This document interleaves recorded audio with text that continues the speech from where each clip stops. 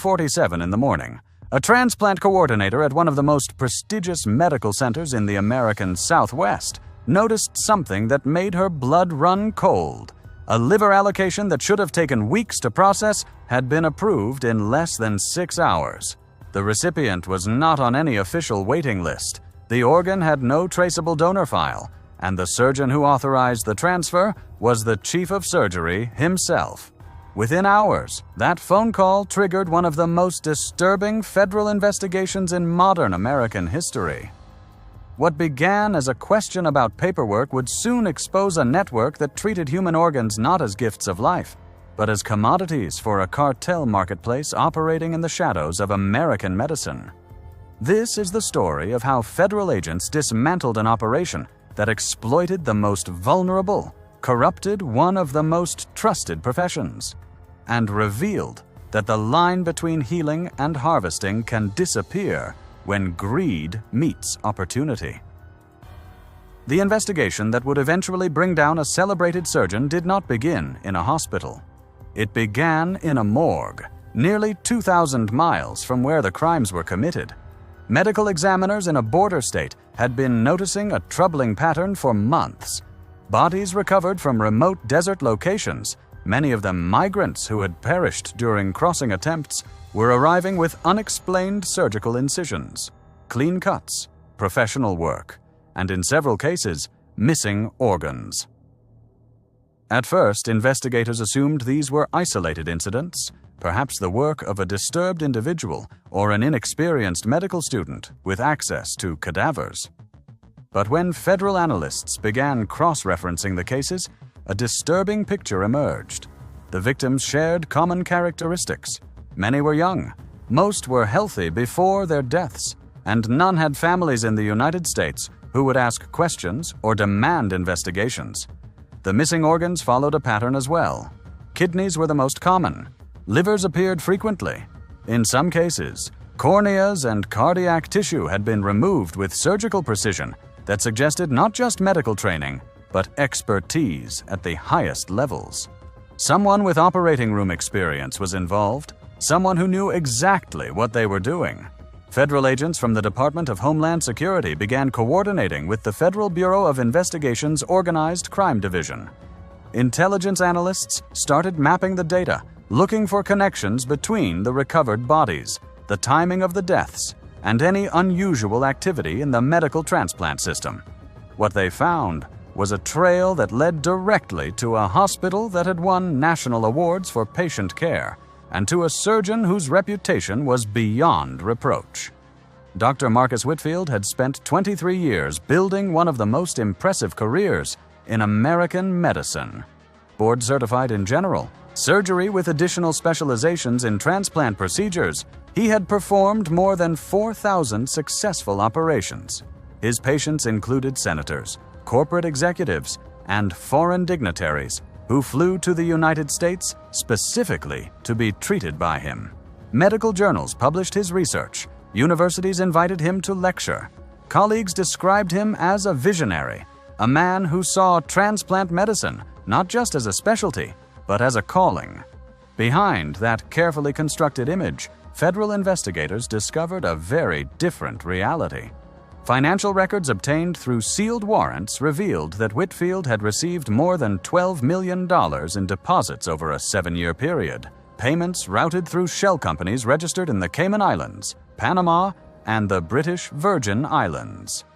The deposits did not correspond to any legitimate medical billing.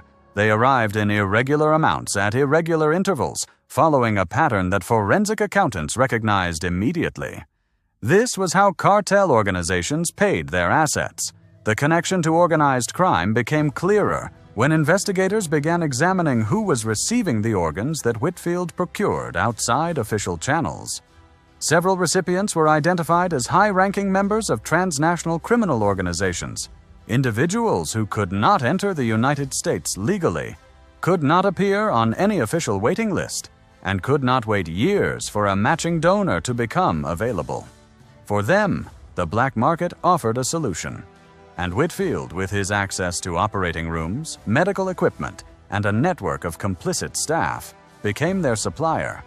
The operation worked with corporate efficiency. Cartel scouts identified potential donors among vulnerable populations, primarily undocumented migrants making dangerous crossings through remote desert corridors. When individuals died during these crossings or were close to death when found, they were transported to hidden facilities where surgical teams extracted viable organs. In some cases, according to court documents that remain partially sealed, the extractions occurred while victims were still alive. The organs were then packaged using legitimate medical transport protocols, labeled with fabricated documentation, and shipped to facilities where Whitfield or members of his network performed the transplant surgeries. Payments flowed in both directions.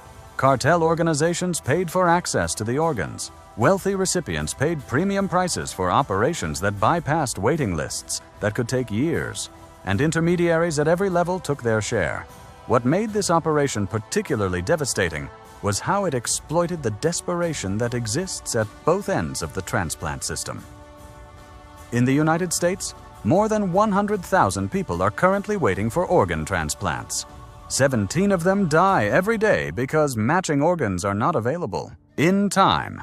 That desperation creates demand, and where there is demand, criminal organizations see opportunity. On the supply side, the exploitation was equally systematic. Migrants crossing the border often travel with limited resources, no legal protections, and no one who will report them missing. They exist in a shadow world where disappearance is common and investigation is rare. For predatory networks, they represent what one federal analyst described as an invisible population, people whose lives and deaths generate no paperwork, no inquiries, and no accountability. The tactical operation that brought Whitfield into custody was months in the making. Federal agents knew that any premature action could compromise the investigation, allowing co-conspirators to destroy evidence, flee jurisdiction, or silence witnesses. So they waited, building their case layer by layer, while monitoring every digital communication, every financial transaction, and every suspicious movement around the hospital. The raid came on a Tuesday at 4:15 in the morning, chosen specifically because the hospital's surgical schedule showed no procedures planned until after noon. More than 60 federal agents participated, including tactical teams from the FBI, investigators from Homeland Security, and specialists from the Department of Health and Human Services, who could immediately assess medical records and evidence. When agents breached the doors of Whitfield's private residence, located in an exclusive gated community less than 20 minutes from the hospital, they found him awake, sitting in his study with a cup of coffee. According to agents who participated in the arrest, he displayed no surprise, no panic, and no resistance. He simply asked if he could finish his coffee before being handcuffed. The search of his property yielded evidence that prosecutors described as overwhelming. External hard drives contained detailed records of more than 200 transactions involving human organs. Financial documents showed the shell company structures used to receive and distribute payments. And in a climate-controlled storage unit attached to his garage, agents discovered medical equipment, including surgical instruments, portable refrigeration units, and sterile packaging materials consistent with organ transport. Simultaneously, teams executed warrants at the hospital, at a private surgical clinic that Whitfield partially owned, and at residential addresses associated with 6 other individuals believed to be part of the network. By the end of the morning, federal agents had taken 9 people into custody and seized assets valued at more than $47 million, including luxury vehicles, waterfront properties, and investment accounts in multiple countries. The charges filed against Whitfield and his co-defendants represent some of the most serious in federal criminal law: conspiracy to commit murder, trafficking in human organs, racketeering under the federal organized crime statutes, money laundering across international borders, and conspiracy to commit kidnapping, based on evidence that some victims were not already deceased when their organs were harvested. If convicted on all counts, Whitfield faces a mandatory life sentence without the possibility of parole. Several of his co-defendants have already entered preliminary cooperation agreements with prosecutors, suggesting that the full scope of the operation may be even larger than what has been publicly disclosed. For investigators, the arrest was both a victory and a sobering reminder. The operation had functioned for years without detection. Embedded within one of the most regulated industries in America, it had exploited vulnerabilities in the organ allocation system, gaps in oversight of private surgical facilities, and the fundamental human desperation that surrounds both organ donation and unauthorized migration. Federal officials have announced that this case will lead to significant reforms in how transplant activities are monitored, how private facilities are inspected, and how suspicious medical activity is reported and investigated. But they have also acknowledged that enforcement alone cannot eliminate the underlying conditions that allowed this network to thrive. The demand for organs continues to outpace supply by a factor of nearly 4 to 1. That gap creates pressure, and that pressure creates opportunity for those willing to ignore the most fundamental principles of medical ethics. Until that imbalance is addressed through expanded donor programs, improved preservation technologies, or alternative medical solutions, the black market will continue to exist. For the families of victims, many of whom have never been identified and may never receive answers about what happened to their loved ones, the arrests provide only partial justice. The investigation has recovered evidence linking the network to at least 37 deceased individuals, but prosecutors believe the actual number of victims could be significantly higher. Many may have been buried in unmarked graves, their identities erased as completely as their organs were removed. Community advocates working along the border have called for expanded resources to investigate missing persons cases, particularly those involving migrants who disappear between points of origin and intended destinations. They argue that the Whitfield case represents not an isolated horror, but a symptom of systemic failures that leave vulnerable populations exposed to predation.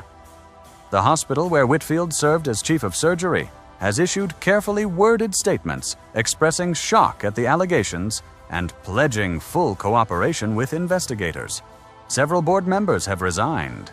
The institution faces potential civil liability that legal experts estimate could reach hundreds of millions of dollars if families of victims pursue wrongful death claims. For the medical profession more broadly, this case raises questions that will be debated for years. How did a surgeon with this level of involvement in criminal activity maintain his position and reputation for so long? Were there warning signs that colleagues missed or ignored? And what safeguards can prevent future exploitation of the trust that patients place in their physicians? Federal prosecutors have emphasized that the overwhelming majority of medical professionals operate with integrity and genuine dedication to patient welfare.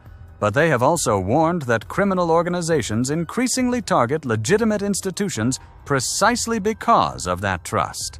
Hospitals, law firms, financial institutions, and other pillars of civil society become more valuable as cover operations exactly because people do not expect to find predators within them. This is the lesson that the Whitfield case delivers with devastating clarity. The most dangerous threats no longer arrive with obvious warning signs. They do not look like criminals. They do not behave like outlaws. They earn degrees, build reputations, receive awards, and work within systems that were designed to help people. And they exploit every vulnerability that trust creates. The investigation continues.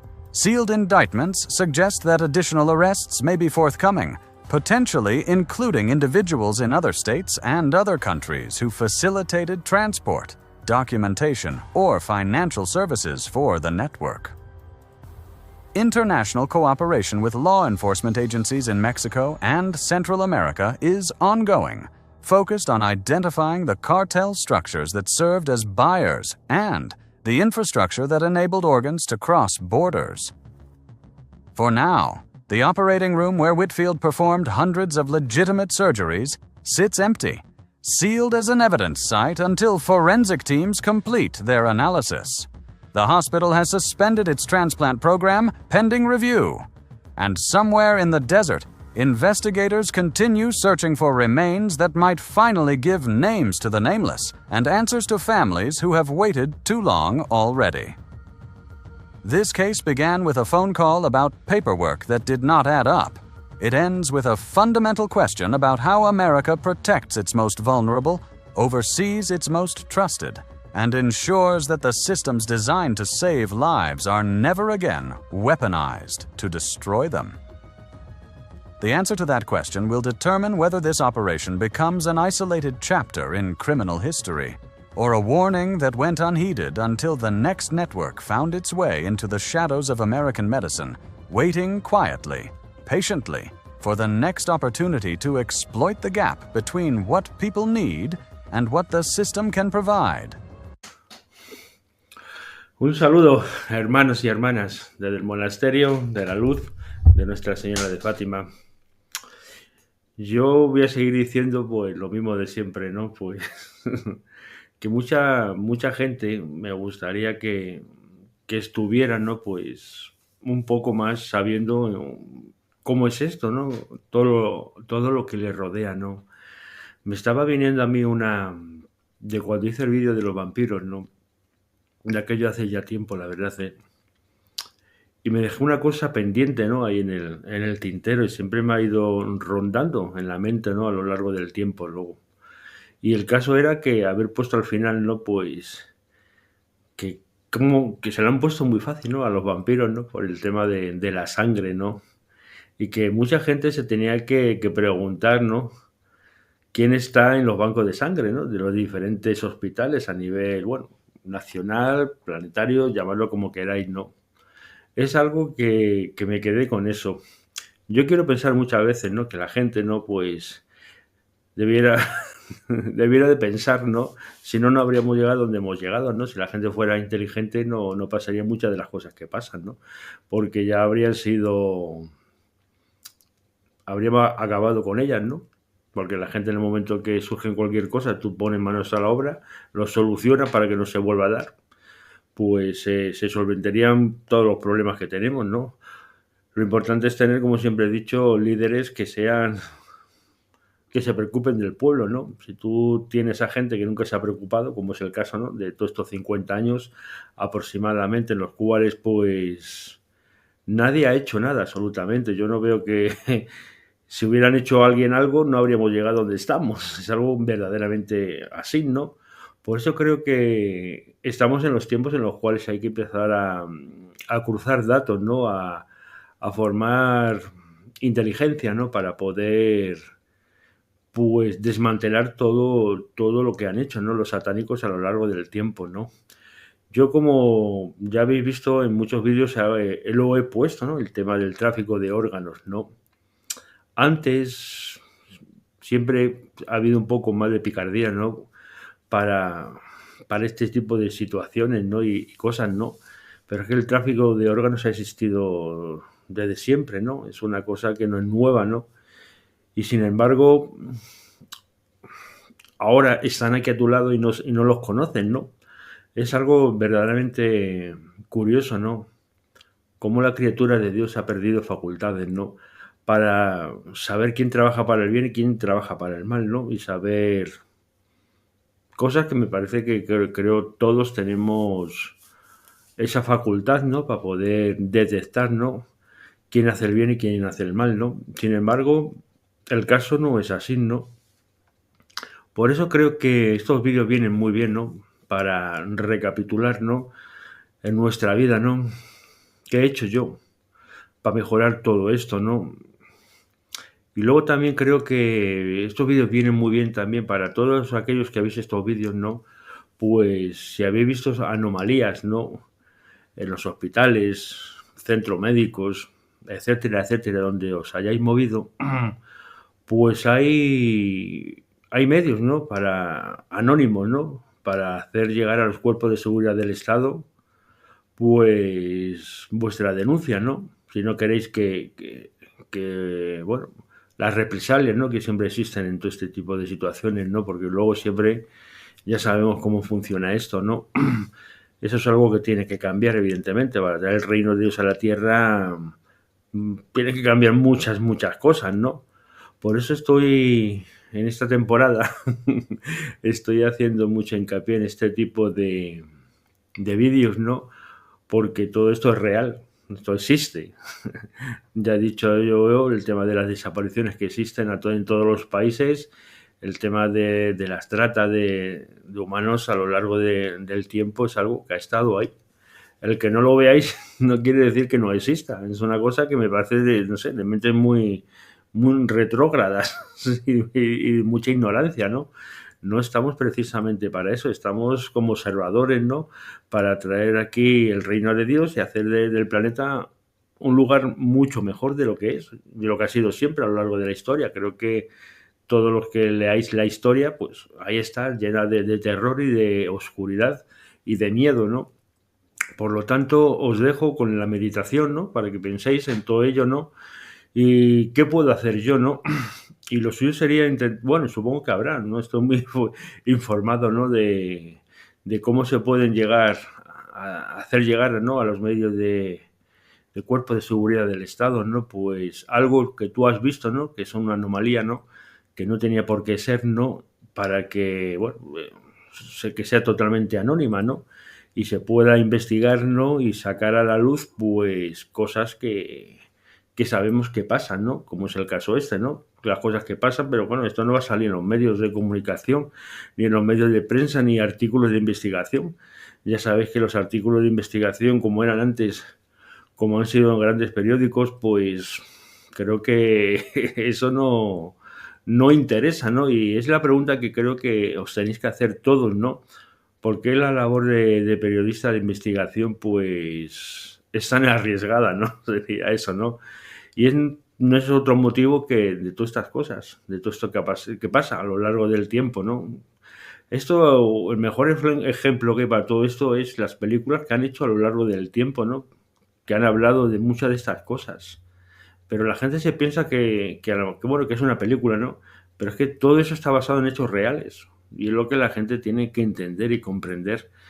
Porque para traer un nuevo sistema, lo primero que hay que desmantelar todo este sistema y hacer todo nuevo y nuevas normas, nuevos criterios y un montón de cosas para que las cosas funcionen y sean como tienen que ser.